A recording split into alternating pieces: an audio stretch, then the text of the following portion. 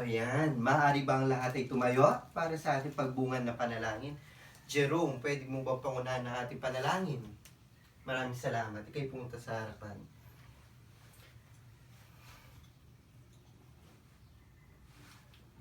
Amen. Jerome, maaari ka nang bumalik sa inyong upuan. Wala munang uupo. Pakitingnan muna ang bawat kalat sa inyong gilid, harapan at likod dahil alam nyo naman hindi tayo mag-uumpisa kapag makalat. O sige na, ayusin nyo na yan at itapon na sa likuran ng mapupulot niyang basurahan. O, wala mo nang upo.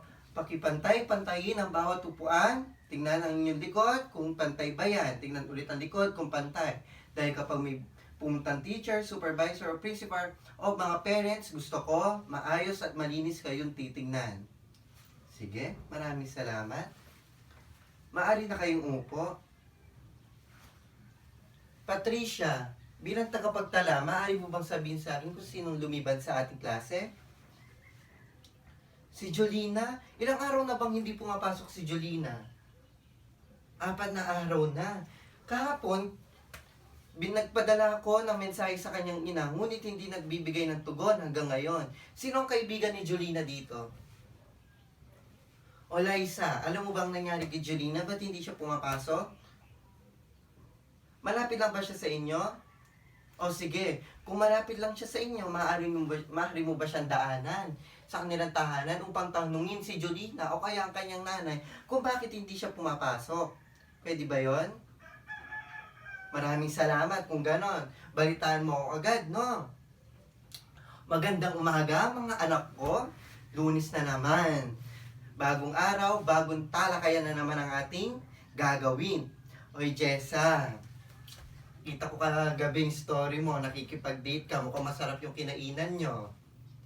Tatry ko doon, no? Pag hindi masarap doon, babalikan kita.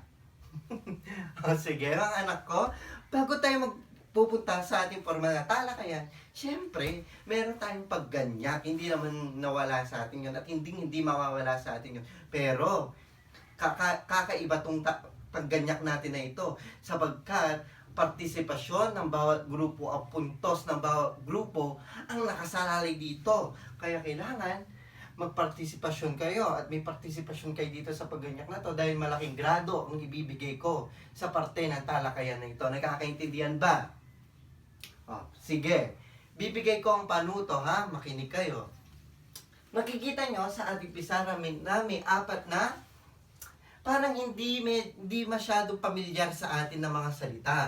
Ang gagawin ninyo, magpapadala kayo ng representante nyo at magpapaunahan kayo magtaas ng kamay upang bigyan ng pagpapahulugan ang bawat salitang nakadikit sa ating pisara.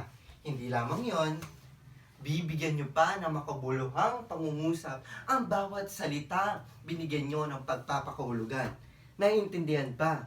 Pero class, may sasabihin ako sa inyo, ngayon pa lang humihingi na ako ng kapatawaran dahil medyo may ubo ako. Pero ang papangako ko sa inyo, ibibigay ko ang the best at nararapat na impormasyon para sa inyo. Ayos lang ba yun? Maraming salamat mga anak ko dahil napakababait nyo talaga at naiintindihan nyo ang kalagayan ng inyong guro. Ngayon, mag-uumpisa na tayo. Ang ating unang talasalitaan ay takip silim. Ang bilis ng ikalawang pangkat, ha? O sige, sino ang inyong representante? O, Reden, sige. Kailangan mong bumawi, ha? Bagsak ka last quiz. O sige. Takip silim. Para sa'yo, Reden, ano ang takip silim? Tama! Para daw kay Reden, ang takip silim ay ang pagsasalubungan ng araw at ng dilim. Para kay Reden, ang paglubog ng araw ang siyang namang pag-angat ng dilim. Napakagaling! Sige Reden, ano ang yung inandang pangungusap para sa salitang takip silim? Ikaw ang sabi ni Reden, naku, papagalitan na naman ako ng aking ina dahil magtatakip silim na at wala pa ako sa bahay. Mahusay! Dahil dyan, 1 punto para sa ikalawang pangkat. Galing-galingan nyo. Unang pangkat, ikatlo at ikaapat. Susunod na salita, tanikala. Nauna ang unang pangkat. Sige, unang pangkat, sino ang inyong representante? Sige, Jerome. Para sa'yo, ano nga ba ang tanikala? Mahusay. Para daw kay Jerome, ang tanikala ay ginagamit ng tao upang talian ang kanilang mga alagang hayop upang hindi ito makawala. Dadagdagan ko lamang ang kanyang kasagutan, mga anak. Ang tanikala ay pwede rin natin magamit sa ating buhay. Pwede natin siyang bigyan ng pagpapakahulugan para sa ating buhay. Dahil minsan, ang tanikala ay kinukulong tayo sa ating sitwasyon. Ginagamit ito upang bigyan ng pagpapakulugan ang ating nararamdaman. Halimbawa, tayo ay natatali o natatanikala sa ating kalungkutan. Minsan naman sa kasayahan, hindi tayo makawala sa emosyon na yon. Kaya maaari din na tayo ay nakukulong sa mga bagay na ating nararamdaman. Naintindihan nyo ba, mga anak ko? Pwede itong magamit, anak, sa masaya, malungkot na pangyayari. Naintindihan nyo ba? Salamat. Sige, anak, para sa'yo, ano ang pagpapahulugan mo? Ano ang maibigay mong pangungusap para sa salitang tanikala? Tama. Ang pangungusap ni Jerome ay, buti na lamang ay nakatangala ang aso nila aling Merta, kundi siya daw ay nakagat. Mahusay. Group 3, Group 4, galaw-galaw, baka maunahan na kayo ng Group 1 at ng Group 2. Sige. Susunod na salita, dinungawan. Nauna muli ang Group 2. Sige, mga anak. Sino ang inyong kinatawan? Sige, Joshua. Para sa'yo, ano ang dinungawan? Tama. Para daw kay Joshua, ang dinungawan ay ang pagsilip o nakaw na tingin sa isang bagay o isang tao. Tama, mga anak ko. Ang ibig sabihin ng dinungawan, ito ay pagtingin o pagtingin ng mabilis sa isang tao. Halimbawa, tinitingnan nyo ang inyong mga crush, sinusulyapan nyo ang inyong mga gusto o mga taong gusto nyo makita pero pasikreto. Ganun ang ibig sabihin ng dinungawan, mga anak. Sige, ano naman ang iyong pangungusap para sa dinungawan, Joshua? Para daw kay Joshua, ang pangungusap niya, dinungawan ko ang aking kasintahan sa Section B. Sino kaya yung kasintahan mo doon at advisory ko para naman ang mga yon? Ikaw aral muna. Tama. Dahil dyan, 1 puntos na naman para sa ikalawang pangkat. Mahusay Talagang nanggigigil lang ika-4 ng pangkat at nakikipag-unahan na talaga. Bawi, hindi pwedeng ganyan. Huli, tumutugis. Ayan na. Gumawi na nga ang ika-4 na pangkat. Sige nga, anak. Ano ang para sa inyo? Ano ang tumutugis? Sino ang inyong kinatawan? Sige. Ano kasi pangalan mo, anak? Sige, Perry. Transfer ka, di ba? Sige, anak. Para sa iyo, ano ang tumutugis?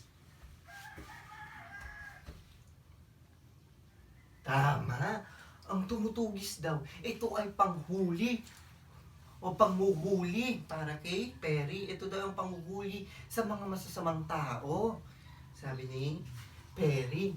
Ang tama, anak. Ang pagtugis o tumutugis, ito ang aksyon na ginagawa kadalasan ng mga pulis, sundalo, mga private investigator upang mahuli nila ang mga taong gumagawa ng mga masasama, gumagawa ng mali sa ating lipunan.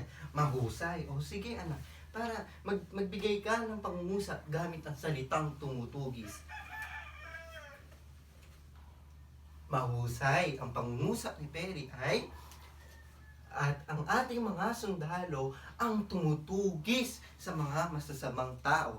Tama, mahusay. Pagbati, mga anak ko.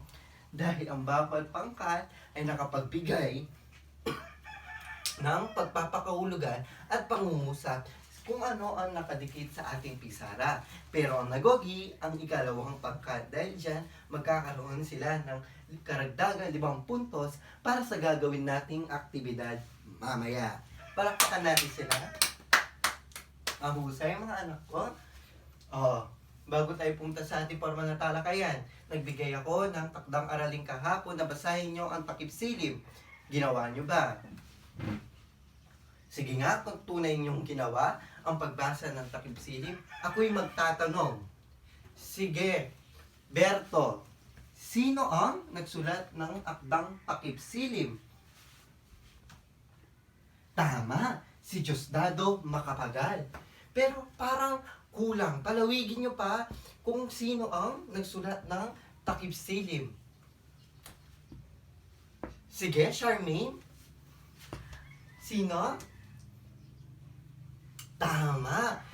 Sabi ni Charmaine, si Diosdado Macapagal Arroyo ang ating dating Pangulo ng Pilipinas. At siya daw ay nakatira sa Lubao, Pampanga. Tama, tingnan nyo, kabalin pa natin ang nagsulat ng akdang to. Kaya makinig kayo. Maraming salamat mga anak ko. Si Diosdado Macapagal ang nagsulat ng takip silim. Siya ay ating ika-9 na presidente ng Pilipinas. At tama si Charmaine, siya ay nakatira sa Lubao, Pampanga. At mga anak ko, anak niya rin ang dating Pangulong Gloria Macapagal Arroyo na nakatira din sa Lubao, Pampanga. Nagkakaintindihan ba?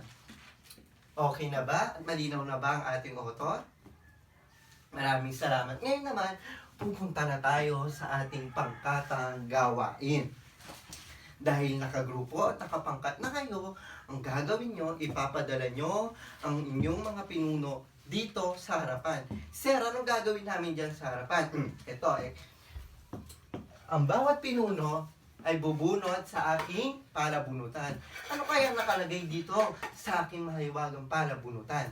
Ang nakalagay lang dito mga anak ko, ang pahina ng inyong gagawan ng aktibidad. Sir, ano pong gagawin namin sa bawat pahina na yon? Ang gagawin nyo mga anak ko, kung ano ang napuntang pahina sa inyo, ito'y lalapatan nyo ng isa sa mga sangay ng ating panitikan. Ano kaya yung mga sangay ng panitikan na nakapaloob sa aking palabunutan? Pwedeng awit, mga anak ko, lalapatan nyo ng awit, lalapatan nyo ng tula, pwedeng tula, pwede din ng pagguhit, mga anak ko, bibigyan nyo ng pagpapakulugan ang inyong pagguhit. At pwede rin paggawa ng sanaysay. Sir, paano naman namin yung gagawin? Mga anak ko, bibigyan nyo ng interpretasyon ang bawat pahina na inyong nabunot. At kung anong nabunot yung sangay ng panitikan. Halimbawa, ang nabunot yung pahina ay pahina 270. At sa pahina 270 na iyon, ay malungkot ang tinatala ng story na iyon. Dahil ako, bilang isa sa parte ng aking mga kagrupo, isasuggest ko na dapat malungkot din ang tulang gagawin ko na nakonektado sa pahinang nabulot nyo. Naintindihan nyo ba mga anak ko? Sige, maraming salamat. Maaari nang bumunot ang bawat pangkat at ang bawat pinuno sa aking palabunutan. Ayan. Dahil nakabunot na kayo, tatanungin ko na kung ano ang inyong mga nabunot. Unang pangkat, ano ang inyong nabunot na pahina? Ang nabunot daw ng unang pangkat ay pahina 185 hanggang 187. Ano naman sa akin ng panitikan na? Paglalapat ng awit. Maraming salamat.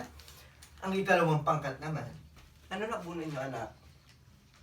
Ang nabunot daw ng ikalawang pangkat ay pahina 181 hanggang 183. At sila naman daw ay maglalapat ng tula. Ang ikatlong pangkat, anak, nakabunot na kayo? Ayan, ang nabunot daw ng ikatlong pangkat ay pahina 193 hanggang 195. Ano naman ang sangay ng panitikan anak? Pagguhit. Ay, gusto ko yan. Abangan ko yan, ha? At ang ikaapat na pangkat, 189 hanggang 191. Anong sangay, anak? Sanaysay. Ayan. Dahil naibigay ko na ang panuto at ang inyong gagawin, bibigyan ko kayo ng 15 minuto mga anak upang pag-usapan kung ano ang paplanuhin nyo na itatanghal dito sa harapan. Dahil dyan, mga anak, ibibigay ko na ang aking pamantayan sa paggagrado. Sa pagkamalikhain, 30 bahagdan. Sa nilalaman, mga anak, ito ang pinaka-importante, alam nyo, at ito ang pinakamataas na porsyento na lagi kong binibigay. Sa nilalaman, mga anak, 40 bahagdan. Kailangan malaman ang inyong gagawin, ha? Sa partisipasyon naman, mga anak, ang gusto ko, ang lahat ng group, lahat ng miyembro ng inyong grupo ay magpapartisipasyon at tatayo dito sa harapan. At kailangan nagkakaisa. Kapag nagawa ninyo yon, 20 bagdan ang ibibigay kong grado sa inyo. Siyempre, mga anak ko, kahit na may gagawin kayo, kailangan maayos at malinis pa rin ang ating classroom. Hindi pwedeng porke may ginagawa kayo, ay magkakagulo-gulo na kayo dyan. Kapag nagawa nyo ang kaayusan, 10 bagdan ang ibibigay ko sa inyo, mga anak ko. Mga anak, kayo ay mag-ikot-ikot na. Pero tandaan nyo, habang ginagawa ninyo yan, ay may grado ang kaayusan, disiplina, kaya kailangan tahimik. Okay? 50 minuto ang ibibigay ko sa inyo upang pagandaan ang inyong gagawin, ha? 15 minuto lang, mga anak. Kaya, kailangan sulitin ang bawat oras. Nagkakaintindihan ba? O sige, mga anak, ang 15 minuto ay mag-uumpisa na ngayon.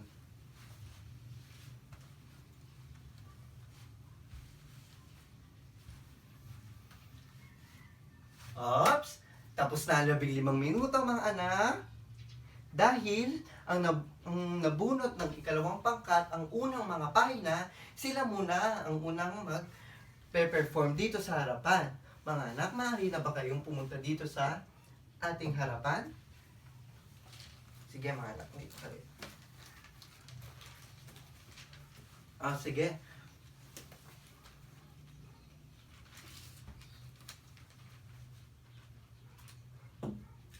Napakaganda. Nakita nyo naman na napakagandang tula ang ginawa ng ikalawang pangkat. Ang tula nila ay punong-puno ng pag-asa, punong-puno ng pag-ibig. Diyos ko, sana all, sabi nga nila. Mga anak, bakit naman yun ang napili yung tema? Bakit puno ng pag-asang napili yung tema sa ginawa nyong tula? Tama. Ang sabi ng ikalawang pangkat, mababasa daw natin sa mga unang pahina ang punong-punong pag-asa ng matanda. Habang tinitingnan niya daw ang mga kabataan, pag-asa ang bumabalik sa kanyang isipan. Sabi ng ikalawang pangkat, ano pa anak? Bakit pag-asa pa rin? Tama, kaya daw nagbabalik-balik ang matanda doon dahil natutuwa daw siya sa mga kabataan. Dahil punong-puno daw ng pag-asa ang kanyang naiisip at nakikita. Mga anak, makikita pa rin ba sa susunod ng pahina ang pag-asa at pag-ibig? O sa unang mga pahina lang yun? Tama! Ang sabi daw ng ikalawang grupo, makikita pa rin daw. Dahil simula daw nung magkwentong matandang babae, ikwento niya kung ang pag-iibigan daw nila ni Claudio. Anak ko, paano nagkaroon ng pag-asa dun sa pag-iibigan ni Claudio at ng matandang babae? Tama, napakahusay nyo mga anak ko, no? Ang sabi ng ikalawang pangkat, makikita daw ang pag-asa sa pag-iibigan nila dahil nung nalaman daw ng babae na ipapakasal daw siya ng kanyang mga magulang sa ibang lalaki, niyaya niya daw magtanan ang kanyang kasintahan. Sa mismo niya pa daw kaarawan sa Mayo 5. Diba? Talagang ready siyang suwayin ang kanyang mga magulang upang matuloy lang ang kanilang pag-iibigan. Talaga yung pag-asa nila, no? Talagang namumukad tangi dahil mga anak ko, ang pagtatanan ay napakahirap na desisyon yan. Isang napakalaking desisyon yan dahil mga magulang na natin ang ating susuwahin. Diba? Pag sinuway mo sila, nagtanong ka, parang kinalimutan mo na rin may magulang ka at pinagpalit mo ang mahal mo sa buhay. Ano pa ang pag-asa makikita sa ating talakayan, ay sa inyong nabunot na pahina, mga anak? Tama. Ang sabi ng ikalawang pangkat, ang pag-asa daw ay nasa dalawang magkasintahan dahil kinakapitan daw nilang isa't isa. Talagang yung isa't isa, kinakapitan daw nila. Yung pag-asa namumukatangi sa kanila na kaya nila na kalimutan ang lahat. Basta itutuloy nila ang pagtatanan. Itutuloy nila ang kanilang pag-iibigan. Palakpakan natin ang ikalawang pangkat, ang unang nagpresenta sa ating talakayan. Napakagaling ng mga anak ko. Makikita natin sa unang mga pahina ang pag-asa at pagmamahal ng ipinakita ng matandang babae at ng lalaki. O sige, susunod na pangkat, maaari na kayo pumunta dito sa harapan. Ang unang pangkat. Ayan.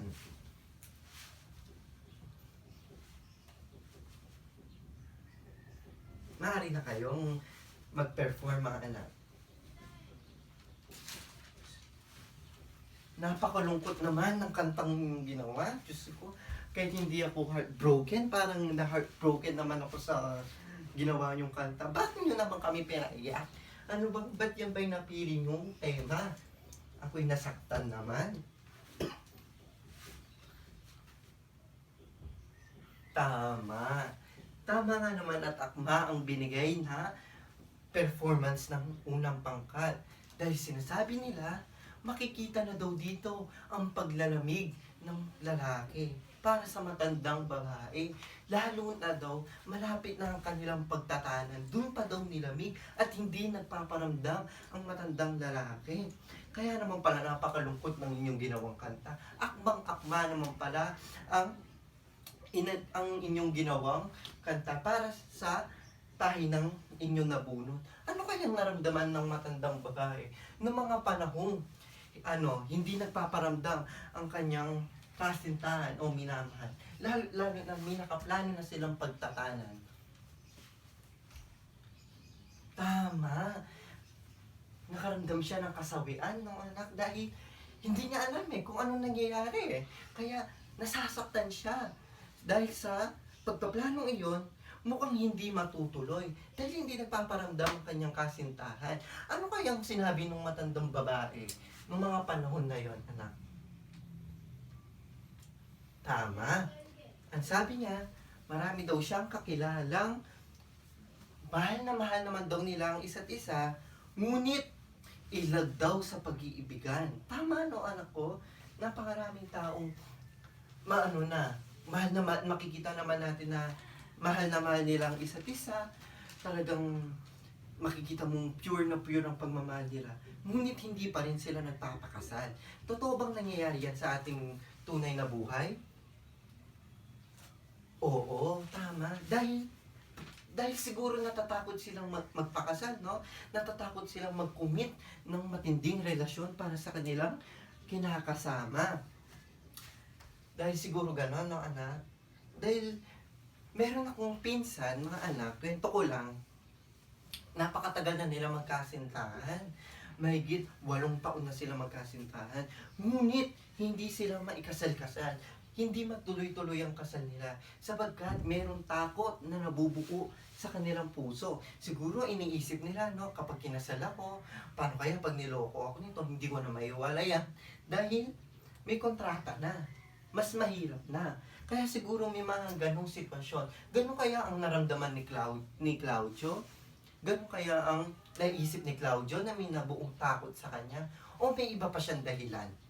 Titingnan natin yan sa mga susunod na magpe-perform. Pero may isa pa akong tanong, mga anak. Ano kayang ginawa ng matandang babae nung dumating na ang takdang panahon ng pagtatanan nila?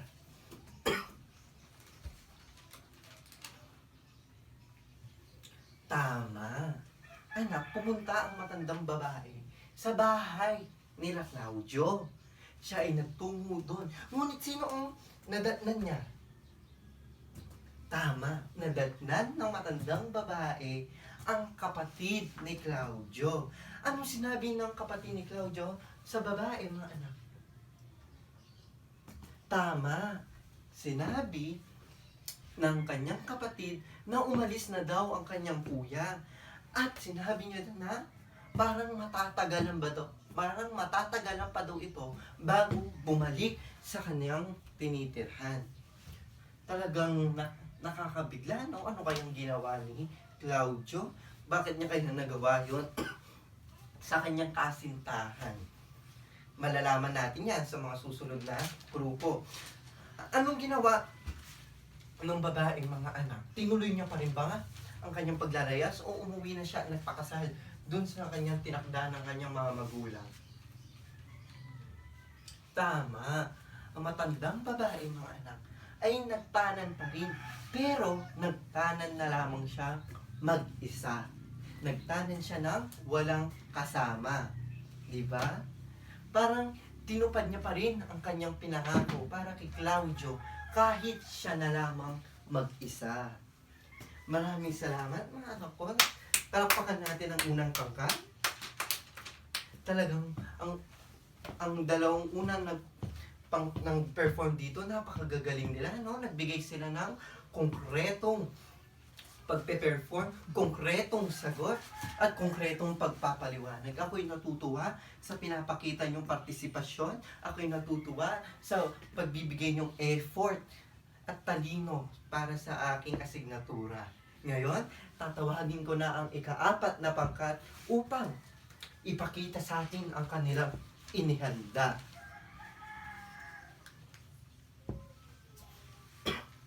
Sige mga anak, maaari na kayo mag-perform.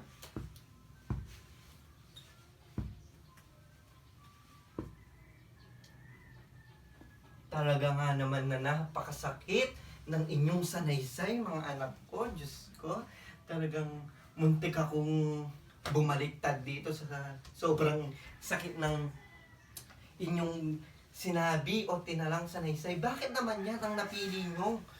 Ba't naman yan ang napili nyong tema, mga anak ko? Tama! Dahil napakarami niyang tanong sa kanyang isipan, no?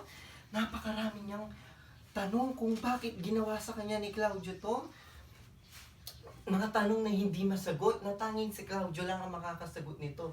Talagang yung sakit siguro sakit na nararamdaman ng babae na yun, ay hindi niya na ma-explika sapagkat napakabigat ng kanyang nararamdaman. Imagine mga anak ko, iniwan niya ang kanyang mga magulang, iniwan niya ang kanyang buhay para sa lalaking hindi naman siya sinipot sa kanilang pagtatanan. Mga anak, bakit kaya nabanggit ng matandang babae ang mga katagang sakdal, pait, sinta ko? Bakit niya kaya nabanggit yun? Tama. Sabagkat tila siya ay nakatanggalana sa kalungkutan. Tila siya ay nakukulong na sa kalungkutan. Siya ay nakukulong na sa mga katanungan. Bakit ginawa sa akin ni Claudio to? Bakit nagawa sa akin ni Claudio to? Ang pait na kanyang nararamdaman. Siguro mga anak ko, hindi na natin maiisip, hindi natin mai-imagine. Sabagkat tayo nga, mabroken lang. Tayo nga, iwan lang. Napakasakit na. Paano pa kaya yung nagplano ng magtana, nakaayos ng lahat? Imagine man ako, mismo kaarawan pa ng babae. Nangyari ang lahat ng iyon. Diba? Talagang napakasakit na nararamdaman niya. Kaya napaka-konkreto nung ibinigay na pagpapaliwanag ng ika-4 na grupo. Sabi ng ika-4 na grupo, halos hindi na daw makatayo ang matandang babae sa sobrang bigat na nakatanggala sa kanya. Ang nagre-representa na tanikala sa ating kwento, ang kabigatan at pagkakakulong sa kalungkutan ng babae nung mga panahon na yon. Kaya talaga nga naman na nakalulungkot ang ginawa ng matandang babae. Talagang nakalulungkot nga ang sitwasyon ng babae. Ano ang mga susunod na nangyari mga anak ko? Tama! Dito na nag-umpisang magkwento ang matandang lalaki na nakatabi sa matandang babae. Ano kayang ikiwento niya, mga anak ko? Tama! Nag-umpisa na siyang ikwento excuse me, nag-umpisa na siyang ikwento ang pag-iibigan daw nila ni Lilia naman. Sino kaya itong Lilia na to? Naging matagumpay kaya yung pag-iibigan nila? O katulad ng sa matandang babae na naging sawi din siya, na naging malungkot din siya.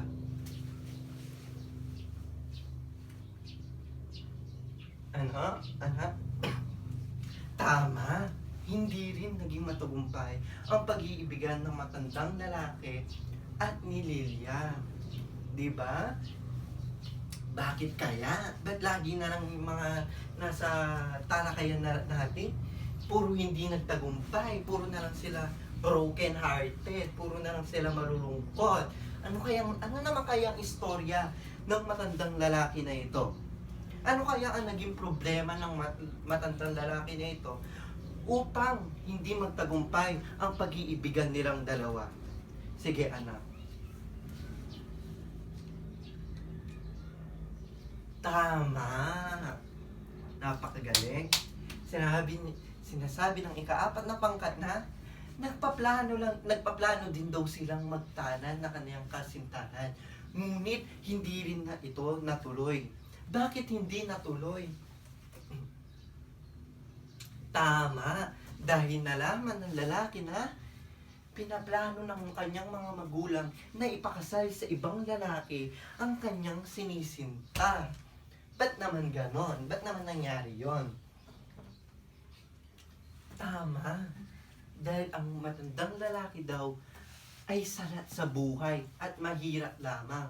Samantalang ang kanyang minamahal ay isang mayaman na babae, isang tanyag sa lipunan.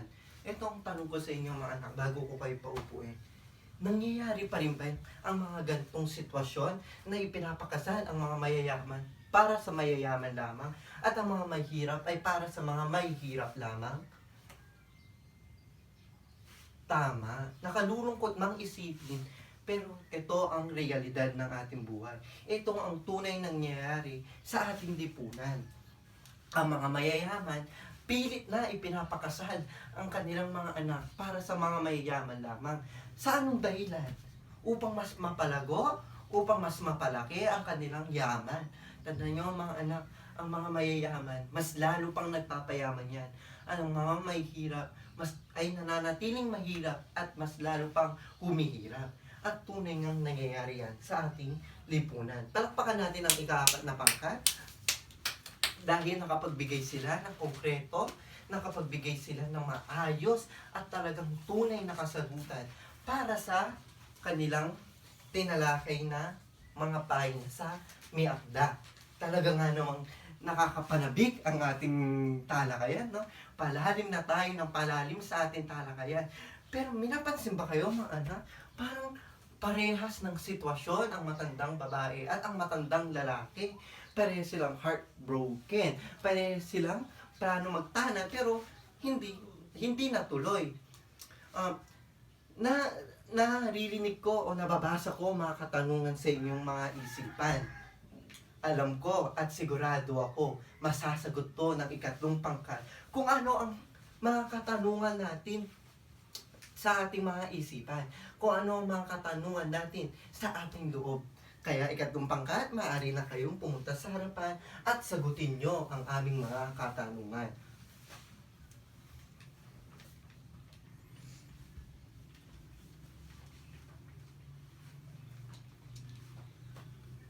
Napakaganda. Nakita nyo naman ang pagguhit ng ikatlong pangkat, no? Ang tema ng kanilang pagguhit ay talagang pag-ibig. Ang tema ng kanilang pagguhit ay bagong pag-asa. Ba't yan naman ang napili nyong tema, mga anak?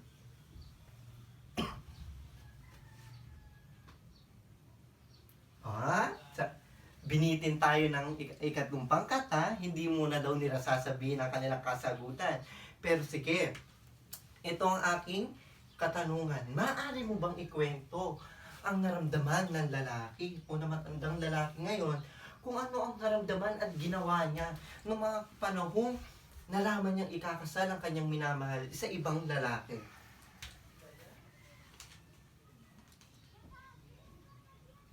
Tama. Siya ay nasaktan.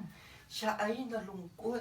Siya ay nagkaroon ng pait sa kanyang puso sapagkat iniisip niya, niloko ako ng aking minamahal. Niloko ako ng taong pinagkatiwalaan ko. Niloko ako ng taong handa akong ibigay ang aking buhay. Ang sabi ng matandang lalaki. Anong ginawa niya? Tama. Siya ay tumakas. Siya ay nagpakalayo-layo hanggang hindi niya na makita ang matandang babae. Hanggang makalimutan niya na ang matandang babae.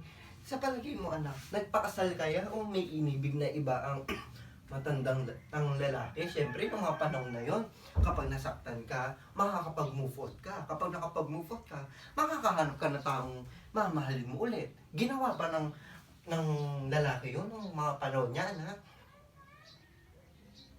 Tama. Hindi niya ginawa. Ang sinabi niya ay, kahit na niloko ako ng aking kasintahan, hindi ko siya magawang ipagpalit. Sinabi niya na, kahit na iba na ang iniisip ng babae, siya pa rin ang aking iniisip. Siya pa rin ang aking sinisinta. Siya pa rin yung aking minamahal. At siya lang daw ang nasa puso ng lalaki. Grabe, no? Grabe. O, ito ang tanong ko sa inyo. Kung kayo ang matandang lalaki, magagawa niyo ba yon? Na ibigin pa rin ang taong nanakit sa'yo, na maging loyal ka pa din sa taong nanakit sa'yo. Yung iba nga, mahal na mahal ka na, lolokohin ka pa. Ito, niloko na siya, mahal na mahal pa rin siya. Kaya niyo bang gawin yon?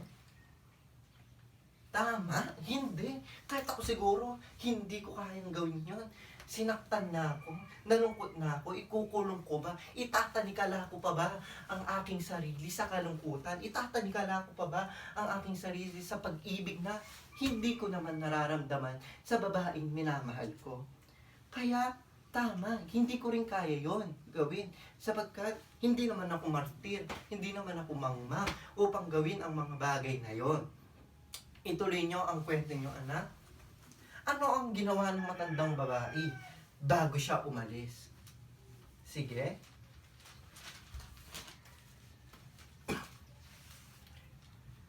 Tama. Tulog na daw ang bata dahil napasarap ang kanilang kwentuhan, no? Tulog na daw ang... Sorry, anak. Tulog na daw ang bata, nakatulog na daw ang bata sa kanyang hagdan dahil sa sobrang tagal ng kanilang pagkikwentuhan. Pero ano ang kanyang huling sinabi?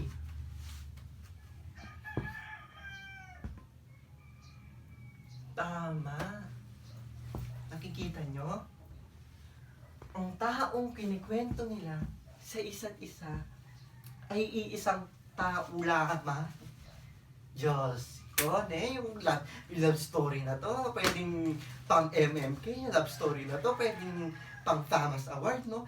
Can you imagine that? Sa haba ng panahon, ang kilala nating Claudio ay si Carlos, at ang kilala nating Lilia ay si Lourdes, at Lourdes ay si Lilia, si Carlos ay si Claudio. Iisang tao lamang para yun, mga anak.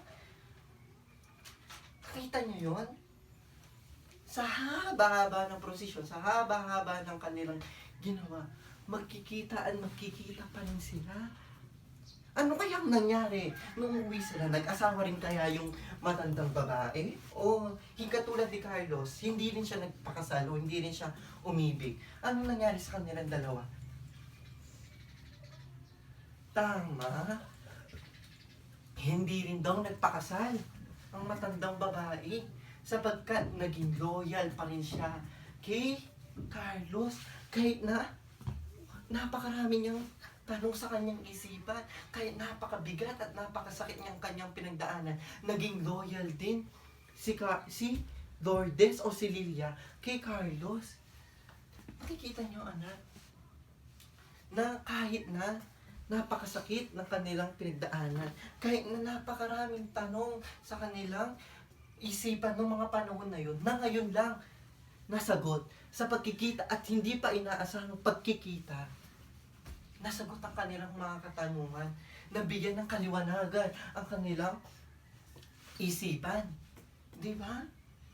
Ngayon lang, ngayong matanda pa sila, ngayong matanda na sila, ngayon pa nabigyan ng mga kasagutan ang kanilang mga katanungan. Sa tingin nyo mga anak, huli na ba ang lahat para sa kanila? Para ibigin muli nila ang isa't isa upang magbalik ang kanilang pagsasama? Tama. Ang sabi ng ikatlong pangkat, hindi pa daw. Sapagkat sinabi sa kahuli-huli ang bahagi ng akda, sila daw ay umuwi.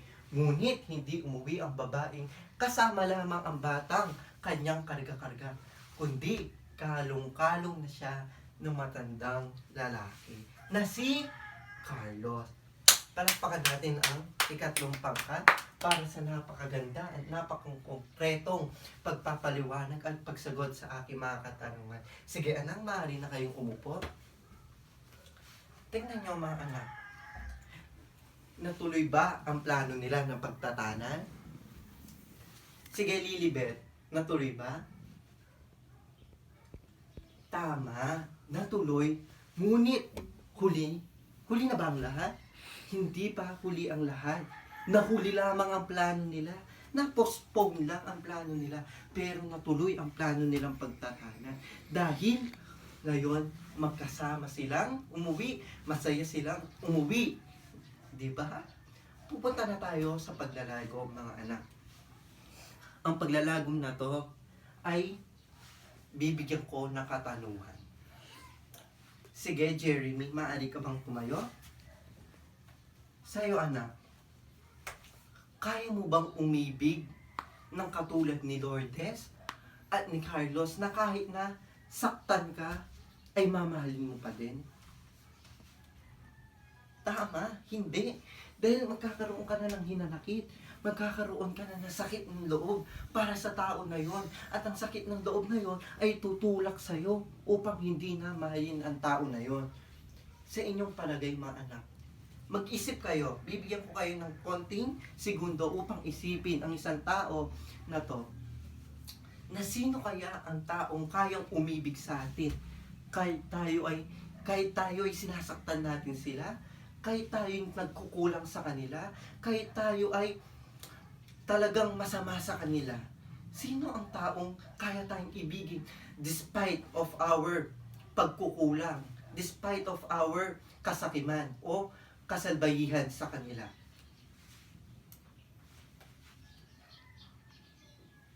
Sige, Lodge, ano ang iyong kasagutan? Maraming salamat sa iyong kasagutan. Para daw kay Lodge, ang magulang niya daw ang nagmamahal ng tunay sa kanya. Ang magulang niya daw ang nagmamahal sa kanya kahit napakarami daw pagkukulang niyang nagagawa. Magulang niya daw ang talagang sumasalba sa kanya kahit siya ay laglag na. Tama ang iyong kasagutan. Maraming salamat, Lodge. Ano pa? Ibang kasagutan? Sige, Beatrice. Ano ang iyong kasagutan, anak? Para daw kay Beatrice, magulang din daw. Sapagkat napakarami niya daw pagkukulang sa magulang niya. Pero hindi pa rin daw siya iniwan. Hindi pa rin daw siya pinabayaan. Dahil hanggang ngayon, minamahal pa rin daw siya ng kanyang magulang. Inaalagaan pa rin daw siya ng kanyang magulang. Mahusay, Beatrice. Pero may hinahanap akong isang kasagutan. O sige, Alfie. Tama. Nakuha ni Alfie ang hinahanap kong sagot. Ang sabi ni Alfie, ang tanging tao lamang daw na kayang tumanggap sa kanya kahit sa lahat ng kanyang mga kasalanan simula pa nung hindi pa siya nabubuhay, ang Diyos. Tama, anak. Ang Diyos lamang ang makatatanggap sa atin. Kahit anong gawin nating pagkakasala sa kanila. Kahit anong gawin natin sa Kanya, mahal na mahal pa rin natin siya. Hindi ko nilalahat to, anak. Pero may mga magulang na may kayang pabayaan ng kanilang anak. May mga magulang na minamaltrato ang kanilang mga anak. Pero ang Diyos, hindi kayang gawin sa atin yan. Dahil ang Diyos, ang pag-ibig niya sa atin ay napakalaki, napakalawak, na kahit punuin natin ito ng kasalanan, napakarami pa rin espasyo para sa pag-ibig ng Diyos sa atin, mga anak. Talaga nga namang ang Diyos ay napakatotoo sa atin, no? Na kahit anong gawin natin, pagkakasala sa Kanya, kahit na kinalilimutan natin siya, nandiyan pa rin siya upang sagutin ang ating mga katanungan. Nandiyan pa rin siya upang yakapin tayo kapag tayo nangungulila. Tama? Pero ito ang sasabihin ko sa inyo, mga anak, bago tayo magtapos sa ating talakayan, huwag natin abusuhin ang pag-ibig ng Diyos. Huwag nating sakimin ang pag-ibig ng Diyos. Sapagkat ang Diyos ay mabuti sa atin. Kaya dapat tayo maging mabuti din sa Kanya. Paglingkuran natin siya at bigay natin ang nararapat para sa Kanya. Tandaan nyo, kung wala siya, wala tayong lahat. Kung wala siya, wala ang tinatamasa nating lahat. Ngayon, anak, gusto ko palakpakan nyo ang inyong mga sarili dahil napakagaling nyo sa ating talakayan. Kayo ay nagbigay na napakagandang mga kasagutan, napakagandang pagtatanghal dito sa harapan. Hindi nyo ko binigo ngayong araw na to. Bilang premyo sa inyong mga anak ko, pera pa sa mataas ng marka, hindi ko kayo bibigyan ng pagsusulit ngayong araw. Sige, palakpakan nyo muna yung mga sarili. Deserve niyo yan, na exempted kayo sa quiz ngayon. Pero, syempre, hindi pa rin mawawala ang ating takdang aralin. Hindi pwedeng mawala yan kahit walang pagsusulit. Ang nais ko naman, ngayon mga anak ko, basahin nyo ang takdang Mabangis na Lungsod. Mabangis na Lungsod, panitikan ng Filipino, pahina 156 hanggang 158. Ngayon anak, bago ako umalis, gusto kong pakalmahin nyo muna inyong sarili at huwag nyong mandaliin ang sarili nyo na para sa pag-iibigan dahil may oras ang bawat pangyayari at may plano sa inyo ang Diyos. Yun lamang ang ating talakayan, mga anak ko. Maraming salamat at paalam.